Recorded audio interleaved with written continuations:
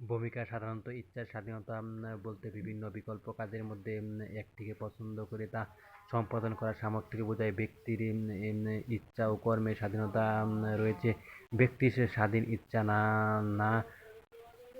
না থাকলে ব্যক্তি কাজের জন্য ব্যক্তিকে দায়ী করা যাবে না। ইচ্ছার স্বাধীনতা বিষয়ক মতবাদ ৪টি: অদৃষ্টবাদ, ২ নিয়ন্ত্রণবাদ, ৩ অনিয়ন্ত্রণবাদ, ৪ এবং আত্মবাদ। নিয়ন্ত্রণবাদ কি? যে মতামত ইচ্ছার স্বাধীনতাকে স্বীকার করে তাকে নিয়ন্ত্রণবাদ বলা হয়। নিয়ন্ত্রণবাদের মূল কথা হলো যা কিছু ঘটে তা নিয়ন্ত্রিত। নিয়ন্ত্রণবাদের মতে যে কোনো কাজের পেছনে একটি উদ্দেশ্য আছে। নিয়ন্ত্রণবাদ অনুযায়ী আমরা যা কিছু করি তা আমাদের কিছু করণীয় নাই। আমরা চাই বা না চাই কাজগুলো অনুষ্ঠিত হবে।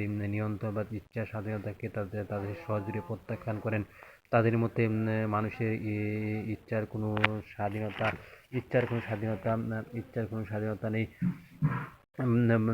ভাগ্য মানুষকে যেদিকে পরিচালিত করে মানুষও সেদিকে পরিচালিত হয়।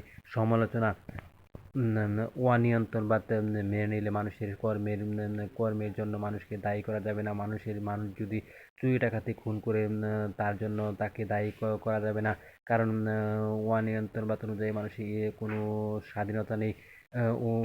অনিয়ন্ত্রণবাদ যে মতামত ইচ্ছার স্বাধীনতাকে স্বীকার করে না তাকে অনিয়ন্ত্রণবাদ বলা হয়। অনিয়ন্ত্রণবাদের মূল কথা হলো যা কিছু ঘটে তা অনিয়ন্ত্রিত।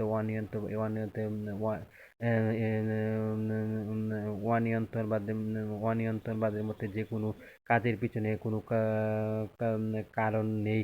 অনিয়ন্ত্রণবাদ মেনে নিলে কর্মের জন্য মানুষকে দায়ী করা যায়।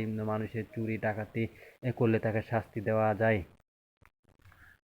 সমালোচনা: আমরা যখন কোনো কাজ করি তখন কিন্তু তখন কিন্তু আমরা বুঝতে পারি যে কাজটি ভালো না মন্দ, কাজটি করা উচিত না অনুচিত। সুতরাং মানুষের ইচ্ছার স্বাধীনতা আছে।